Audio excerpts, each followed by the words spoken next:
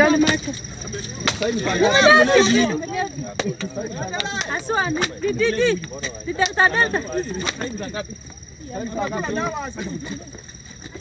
kupigana na askari?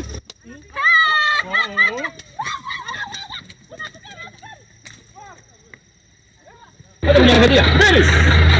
Tatu. Kabusho. Haya. Para gari. Para gari.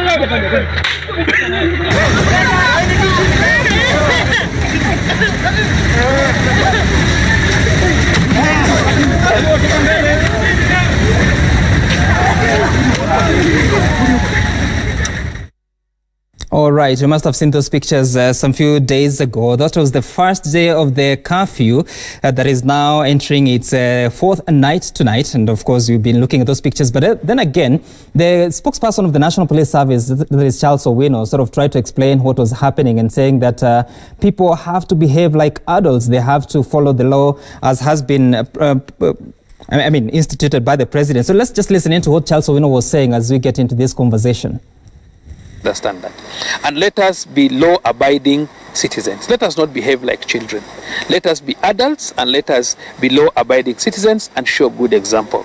The purpose of the police is simply to enforce the laws and the regulations of the land. So before we come to the police, first of all, talk to the people. Tell them to take care of themselves. I'm appealing to employers. When there is a curfew, you must take time and revise your programs so that you better have people reaching in your office at 7, then they leave at 3 p.m. so that they reach their homes on time. We don't want to be chasing members of public who are working very hard, running after them because of their employers. We don't need to take excuses and run up and down and try blaming the police for what they have done. Yes, I know it is not right. Yes, I know they were provoked beyond a certain level, but as a service, we would always have said it is regrettable, and we'll always take the appropriate action against individual police officers if they go beyond their excesses. All right, that is the National Police Service spokesperson, Charles Owino. Of course, joining us this morning is himself, that is Charles Owino. At the same time, we're being joined by Irungu Houghton, who is the Executive Director of Amnesty International. Good morning, gentlemen. And I want to begin from where Charles Owino just left there. And Charles, so yes, you said that the police had been provoked, and you said that you're going to take action against officers that would be accused of getting over and above their excesses. What action have you taken so far? Do you still think that these officers are provoked to acting the way they did? Good morning once again. We have institutions that deal with indiscipline cases. We have the Internal Affairs Unit that handles most of such cases. And above that, we have the IPOA that equally handles some of these indiscipline cases. And that is why we say when such cases arise, those two institutions look into the cases and they take appropriate action as required. Yeah. All right. So you're saying that you'll take appropriate action. I assume that when you say institutions, you're talking about the IPOA and such like. But Irungu Houghton, when you look at the images that we saw on the night of Friday, what do you make of this, even as we get to understand that, yes, you have to observe the curfew, but at the same time, the human rights should not be violated? So I think I'd like to take two sides of Charles Owino's comments on Saturday. The first is that, that he talked about citizens being children. The other part of that was deep threat.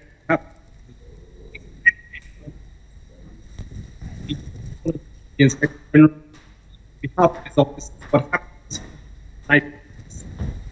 It was not lawful. It was a violation of human rights. And I think people suffer the dignity and violence. They just on this. I think the question that we need to ask the police spokesperson, one, maybe there are several questions. The first is this: some officers have been identified for the actions that we saw at Likoni Ferry and Nakuru and various other places like Hompe and Kisumu. How many of those officers have been interdicted? And then secondly, I think we need to ask how many people were injured in the collective operation of curfew night, first night, and how many people died? The argument that we shift the responsibility for the management of the police service to the Independent Policing Oversight Authority or the Internal Affairs Unit is unacceptable. The police service has an obligation to the public to explain its management of the curfew, and I think that cannot be passed to IPOA or to IAU. That would be an application of their responsibility. So I would ask those 4 questions of the spokesperson, and I would love to hear his answer. All right, Charles, of course, we apologize for the difficulty with the voice of Irungu Houghton. We trying to rectify that. But yes, those are the questions that Kenyans are asking. How many officers of those that you say would have engaged in beyond the excesses have already been punished? As you say, even that there are the institutions that are supposed to do that. Then secondly, the question of we have reports of the gentleman from Kwale County who apparently lost his life after suffering injuries, that he was beaten at the Likoni ferry. What is your response to that, including those issues raised by Irungu? First of all, I don't think it's fair to simply just discuss the wrongdoings of the police, because the limits I have is that we have particular institutions which deal with this. I would also want to see situations where, because I would take it that you are simply putting the police against the public. The police have done some very good jobs, apart from the few cases we saw in discipline police officers taking actions that were not appropriate. But we have had very good pictures of officers helping even those who are drunk, taking them to their homes, helping the elderly. I have not seen you highlight them, because I think it's fair to hit a balance. Yes, it's good to show the wrongdoing, but it's equally good to show the good things that the police have done. Because apparently what you are doing is simply to set the police against the public. Yes, something wrong has been done, and I've said we have particular institutions that deal with this. And I don't want to dwell much about the wrongdoing, because this has been passed over. You've had specific officers have been interdicted. That is the much we can do. Interdict where you can be able to identify, give it to the institutions to investigate. Some of them may end up going to court, some will lose their jobs, and that is the administrative action. I don't know whether you want us to jump on top of the roof and fall down. But remember, it is important for you to talk to the public so that we don't keep on setting the police against the public. For example, it is good to have, you have not even shown the vehicles of the public damaged at the ferry. You have not shown that. You have not shown the public who had beaten police at the ferry. So that's what I'm saying. Some of these officers are very young. And you beat him up. I'm not saying it's right for them to beat you, but you beat him up, the chances are he will beat you. You damage people's vehicles. So it's fair to hit a balance. We are not saying it's right for police officers to do wrong things, but it's also fair for you to show the wrong things that the public have done. They destroyed people's vehicles, they beat up policemen, they abused them. Why provoke those young policemen to that extent? All right, Charles. It's good for us, no? You know, policemen don't come from the moon. It's good for us to be fair. What we are discussing here is about corona. We are discussing about the implications of the disease. You have totally run out of it.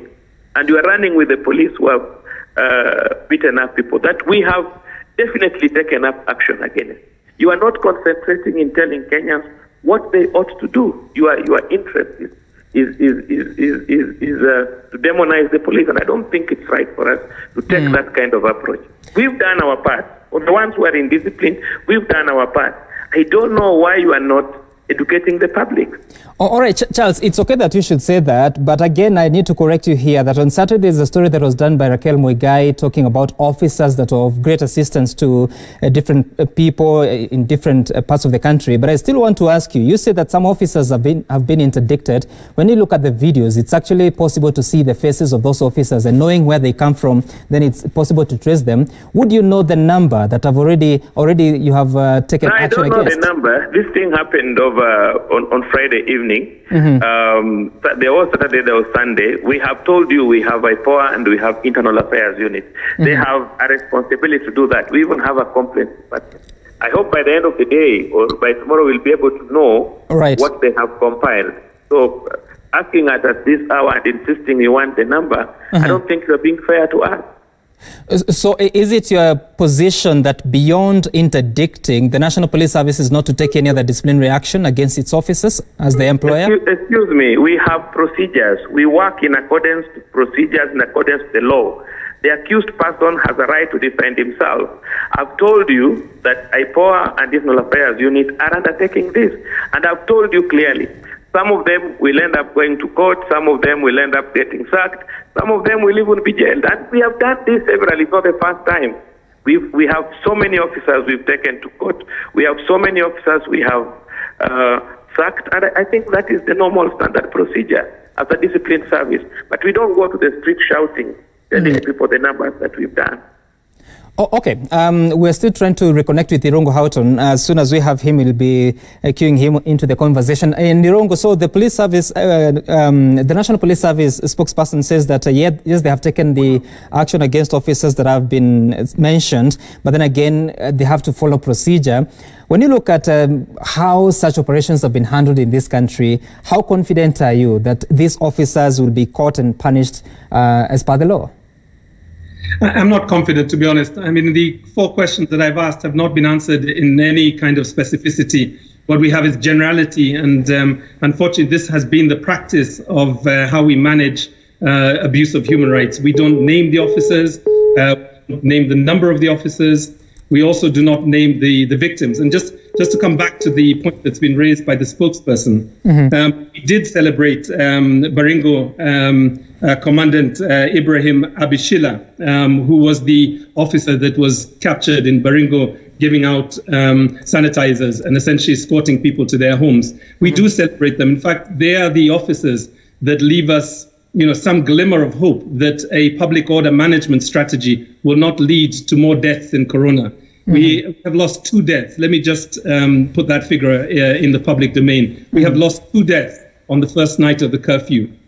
The first was a young man called Hamis Juma. He was one of the people that was brutalized on the Likoni ferry. His post-mortem took place yesterday. He died of multiple injuries to his intestines, consistent with multiple blows. The second person died in Homa Bay, and his name is, his name is, I'll just pick up his name 1 second. His name is Kalins Omondi.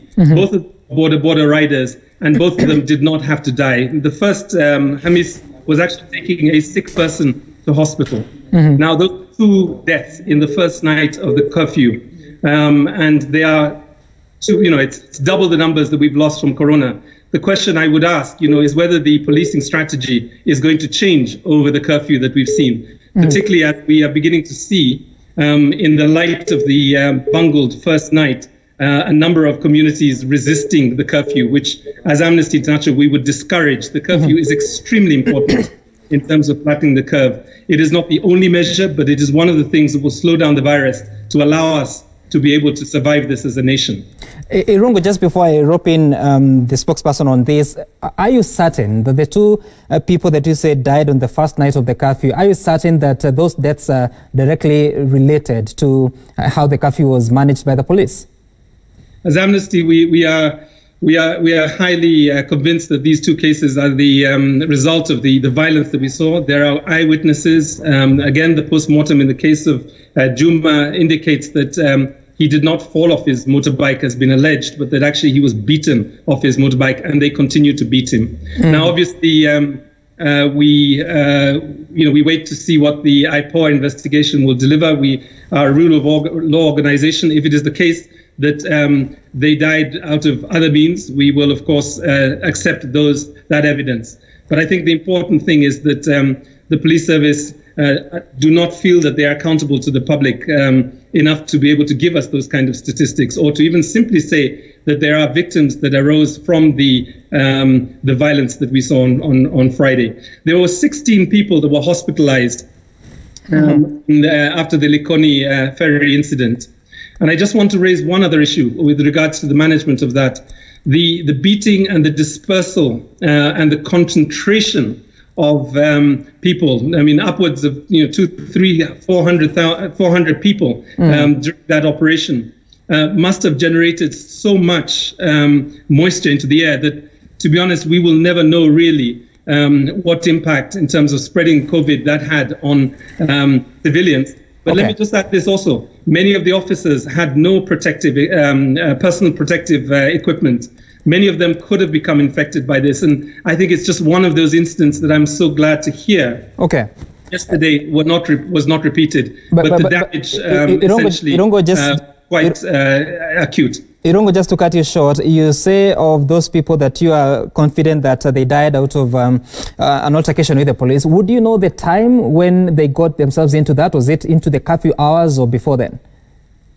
So the case of Malim Juma is consistent with what we saw, many of us, on television. One of the other things that was so, well, let me put it positively, that gives the police service an opportunity to learn from was that this dispersal took place 2 hours before the curfew time. It did not happen after the curfew. And this is the thing that many people don't realize. It actually happened in broad daylight 2 hours before the curfew. So the exact time will be revealed by the investigators that are on this case. I think what we are pressing for as Amnesty is really for the police service to take singular responsibility for the conduct of the officers. You cannot shift the responsibility to an independent policing oversight authority or any other of the Article 59 organizations. All right, and Charles, of course, you've heard what Irungu says, but I want to ask you specifically, have you received reports from different police stations of people that might have lost their lives out of the altercations with the curfew that you would know of? No, I've not received any as an individual about that. But first of all, I want to go back. I hope Irungu was here between 2004 and now when we came up with IPOA. One reason, IPOA was never imposed on police. It was our suggestion to have IPOA. If you look at our strategic plan 2004-2008, we had proposed that we wanted to have an independent civilian oversight authority. The reason why we did that was because we had a lot of challenges, cases where policemen were investigating themselves. And when results came out, people would say, no, you are favoring the police. And that is why we insist. And that is why we also came up with the Internal Affairs Unit. These are the independent institutions that we rely more on their reports. And when such like cases arise of indiscipline, we tend to pass those cases to them to investigate so that we can be able to get independent reports. I don't know why he feels that it is not fair for us to have these matters investigated by Internal Affairs Unit and IPOA. Internal Affairs Unit is a unit that is run by a police officer, while the Independent Civilian Oversight Authority is undertaken as provided for the law. I don't know why he does not want that to be done. But equally, I want to say that for police, we don't have time to protect anyone, whether it's a policeman or a civilian. What's happening is when a person dies in a circumstance that is suspected that he has been killed, like the cases which are arising, then inquiries into the cause of their death is always undertaken. And once it is undertaken, if there is direct evidence that a person has been killed by the other, the person would be charged in court for murder, whether he's a policeman or a civilian. We don't discriminate. And we don't need to run away from our problems as a society. I've always said that we must start with our communities. The moment you put focus only on the police and you're not putting focus on the indiscipline of the society, the conflict will arise. Because ask yourself, why did it have to happen in Likoni? Why did it not happen in any other parts of the country? Why did it not happen yesterday? How come it did not happen on Saturday? So I think it is important that, yes, when there is a mistake, that mistake must be pointed out. When a police officer has committed an offense, he must be dealt with.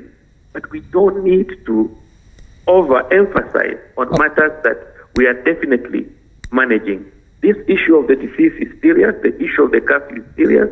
And I want to see you guys putting a lot of effort in trying to educate the public on these matters. Otherwise, if your interest is just to focus on a mistake made by 1, 2, or 3, 4 policemen that we have already taken action against, then I don't think you are even being fair to the country. All right, Charles, of course... For Irungu, I understand where he comes from. That is the responsibility, at least, those policemen have given him an opportunity to get a job to do and to accuse the police, as they have always done. But it's unfortunate. Yeah. All right, Charles. Of course, I've heard you several times saying that the policemen come from the same society that you are in, but I am concerned because, yes, we had the Inspector General on Friday, I believe, instructing the police officers that once they meet people beyond the curfew hours, or rather within the curfew hours, they're supposed to arrest them and they'll be taken to court. And he even said on how those people who've been arrested are going to be handled, we should leave it to him. But then again, we see the police officers and what they were engaged in. Some of them, not all of them. I mean, what are the specific instructions that you give to these officers as you even start implementing this curfew? Don't you think you are you are becoming a policeman? You want us to give you the instructions we have given the police? I don't want you to give me the instructions, are you a policeman? I'm not a policeman, I don't Charles. know what you are asking me, but you want me to tell you the instructions that the police have been given? Yes, because Kenyans have been asking the question, how come they are acting the way they are? Yet we had the IG loud and clear saying, arrest them, take them to court. Let's assume today, unfortunately, you are still young, but I wish you are of age and you had children who are adults, and then you find your child outside there doing wrong things. Would we definitely come back to you? So in your view, I'll come and ask you, what instructions did you give your children? in your view, Charles, I mean, I'll look after that. Can I just intervene here? I think it's very important that the sorry, Charles, instructions remain the officer. And I will not give you operational instructions because you are not one. But for cases where officers have done wrong things, it's very clear. We don't protect anyone, and the officers must be able to answer. You know, police is not like military. All right. The police officer take responsibility of his mistake. If you make a mistake, we deal with you as an individual. The reason why I'm asking... We don't take collective responsibility. We deal with you as an individual, and that is why you find there are officers who have done very well. They get the praises. There are officers who have done badly. We arrest, charge, and even we even sack those officers. So I don't know. I don't know what your problem is. All right. The reason I'm asking that question is because Kenyans have an expectation to understand how they will be dealt with. Should they be in the wrong side of the law? No, Kenyans have been given instructions. They have been given curfew order. All right, Charles. Irungu wants to weigh in on this. Please go ahead, Irungu.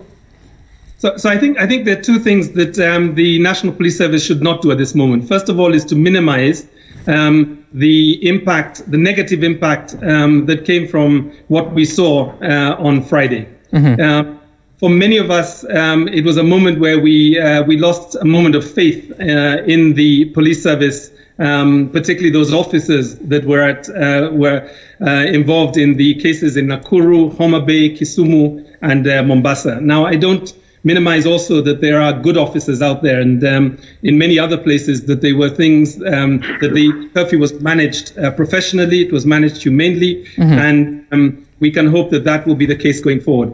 But the second thing is that the police service is not a family, it is not a household, it is an institution that is paid by taxpayers' monies, and we have to deserve some level of respect, some level of standards, and basically our rights have to be secured by those that we pay salaries.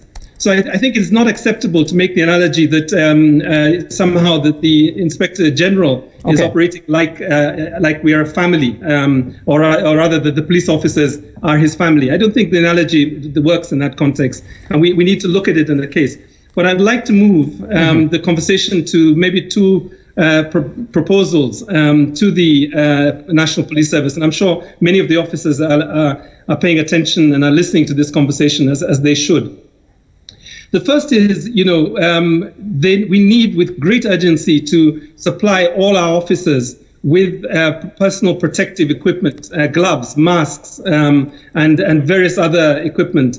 I don't know how many of the officers after that Likoni ferry were allowed to go back and wash their uniforms to make sure that the moisture that they had generated by beating people was off their uniforms. So I think that's the first measure that we would like to see put in place, so we do protect our uniformed officers.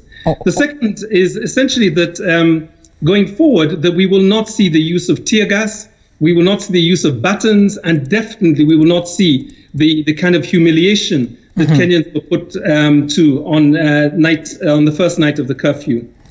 Thirdly, I think the other issue is that there are many cases that we are hearing of emergency providers, individuals who are part of the critical and essential services, including journalists, who found themselves either being arrested or beaten, not just on night 1, but even on night 2. Doctors that were unable to rush to emergency cases. And I think the other thing that we need to see is some form of I guess, mechanism where we can, people who need to go out at night are able to basically apply for an exception and safe passage to get to a hospital or to get to a place where they need critical attention. And at this moment, there is nothing like that. In the area that I live, a number of the residents have organized themselves into street marshals. In some parts of the country, they call them Nyumba Kumi. And those people have the direct telephone numbers of the sub-commander and also the officer in charge of the COVID response team from the police side, so that if somebody needs to be rushed to hospital, they can. But at this point, if any one of our children, any one of our family members got sick, we would probably be too frightened to take them for emergency healthcare. And I think that's the other proposal that I would like to make through the spokesperson and the officers that are watching at the moment. All right, and Charles, I want us to start winding up, but also as you respond to the question of the protective gear for the police officers, we saw some images last night from Eldoret, I believe the estate was Langas, of Kenyans. They are saying that they are not going home until they get some food. But when you see such situations, what could be leading to this? Because you have police officers that are supposed to be enforcing the curfew. Why then, past 7 o'clock, would we be seeing people on the streets? And don't tell me about the violence that we are complaining about. I don't think I will discuss much about that. Our take is simple, that by 7, I think everyone needs to be at home. I'm happy that most of the employers are adhering to the regulations. They are releasing their employees early enough. We have not had many bad incidents the last 3 days, and I think people are coping up with the curfew instructions as it's supposed to be. So we just hope for the best. We expect every person to adhere to those instructions, people to follow instructions, and ensure that we don't get into conflict between the general public and the police. So the question about protective gear for the police officers so that they are not exposed? You know the status of our country. I don't think I need to discuss much about it. We are providing the much that we can be able to provide, ensuring that police officers are protected. So I think that when you leave it to the state. Okay. So, Irungu, the question about those citizens in Eldoret saying that they will not go home. Of course, one understands the fact that they still have to earn a living, but at the same time, there's a threat, there's a risk in this country that, and that is why there's a curfew instituted, not to punish the citizens, but to protect them. How then do they go ahead and come up with such kind of rallies that they are saying we will not go home until you have something to eat, yet there's practically nothing economical they are doing at that hour? So I think there are two sides to this question. The first is the curfew has to be respected. The curfew has to be maintained for the purposes of flattening the curve. And I think Cabinet Secretary Mutahi Kagwe was very clear about this, and I think we have to support this effort. The second part of the conversation, this issue is that for many people, the government has not yet generated a food and a food supply system, or a way in which casual laborers, those people who are earning 500 shillings a day, either as vendors or as security officers or domestic workers, that they can be cushioned as we go into this very difficult season. And I think that's the thing that the National Emergency Task Force and the committee needs to focus on now. And they need to do this with urgency. The macroeconomic and business measures that were proposed will not reach the poor and the people in Langas that raised this concern yesterday. I'd like to just raise one other issue, which is that in a moment like this, sexual and gender-based violence tends to increase. We've seen this all over the world. And I think the other issue that we need to raise to the National Police Service really is that they need to make sure that the police that are patrolling areas are gender balanced. We are still worried. We've not seen really a formal response by the police service to the 2017 silhouettes of, I think, at dusk report of the Kenya National Commission for Human Rights, where over 200 people were raped, and some of them gang raped in a period of about 4 months during the general elections. Right. We need to make sure that the places that people are being mandatorily quarantined, that those are safe spaces, and that in the informal settlements, there is no potential for violence. All right. Of course, that has been Irungu Houghton. Thank you so much for your time and very incisive, or rather, contributions there that we have from you. Of course, we'll be speaking to him at the same time with Charles Owino. There's some feedback here from, let me see, this is Charles Muthusi. Where have you gone? I was saying that, he's saying that sometimes it hurts to be a Kenyan. Police beating old women and men who couldn't run, journalists doing their job, Kenyans walking home, not right at all. And of course, that's just a representation of what Kenyans feel that the curfew has been handled. Charles Owino, thank you so much for your time, and we hope that as you continue to implement the curfew can be done in the best way possible.